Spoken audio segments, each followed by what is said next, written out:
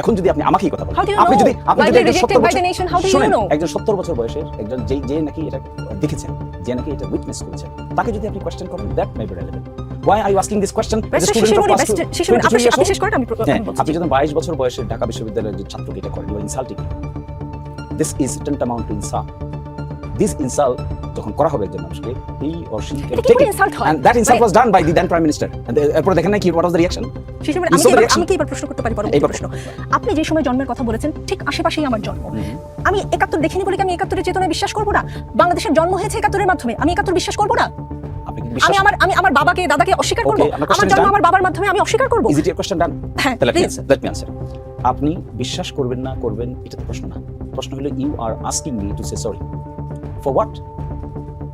Did I do anything?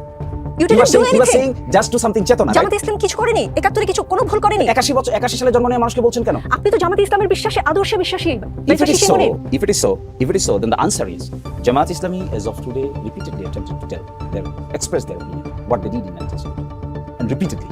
And even if it has been said repeatedly, the people like you is again asking the same questions. What would be his perception then? আমি বুঝতে পারছি না। ইংরেজিতে বলেছেন তো, ইংরেজিতে এমনিতেও আমি কম বুঝি, একটু বুঝিয়ে বলবেন কি জামাত ইসলাম কি আসলে ফর্মালি সরি বলেছে কখনো? আপনি মনে হয় এই বিষয়টা সম্পর্কে ওয়াকিফ না। আপনি নাগরিকত্বের মামলা সম্পর্কে ওয়াকিফ? জি, অবশ্যই।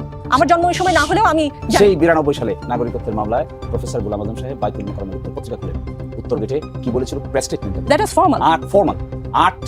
আপনি তো ফর্মালটাকে ফর্মাল নিতে চাইবেন না, because it is not the question of formality and informality. It has now been questioned to some people as a just to ask the question.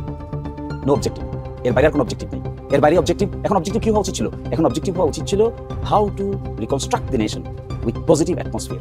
এটা না করে আমরা কি অ্যাটমসফিয়ার ক্রিয়েট করতে চাচ্ছি? বাইতুল গেটের সামনে যে কথা হয়েছে সেটা নিয়ে আমার একটা প্রশ্ন আছে। আমি ইসলাম সম্পর্কে আপনাদের মতো হয়তো অত বেশি জ্ঞান নেই, কিন্তু আমার যতদূর জ্ঞান আছে আমি জানি কখনো যদি কেউ জুলুম করে কারোর উপরে, যে ভিকটিম, সে ক্ষমা না করা পর্যন্ত আল্লাহও ক্ষমা করে না। বাংলাদেশের মানুষ এই জামাত ইসলামের 71 ভূমিকার জন্য ক্ষমা করেছে? আপনারা ক্ষমা চেয়েছেন, বাংলাদেশ আপনাকে ক্ষমা করেছেন। Is it your issue today or allotted all of your time for this purpose? No, it is not my issue. কিন্তু আপনি স্পর্শকাতর কথা বলেছেন বলে আমি প্রশ্ন করছি একের পর এক। এই যে প্রশ্নগুলো করছেন আপনি, এই যে কথাটা এখন বলছেন, এই কথাটা what is the relevancy now?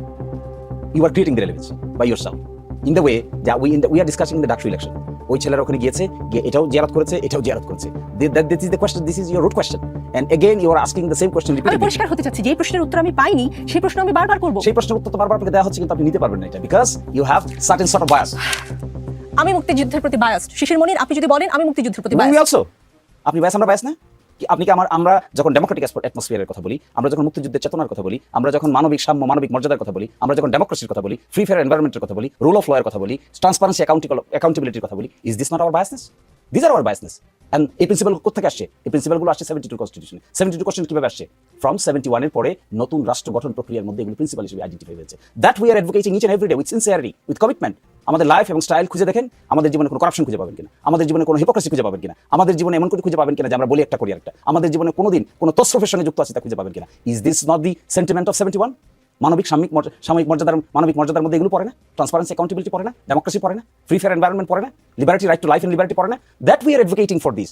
তাহলে আপনাকে মুখে মুখে শুধু বললে কি হবে? না ওয়ার্কগুলো করতে হবে। আপনার কাজে প্রমাণ করতে চান। আমি খানিকটা উত্তর পেয়েছি।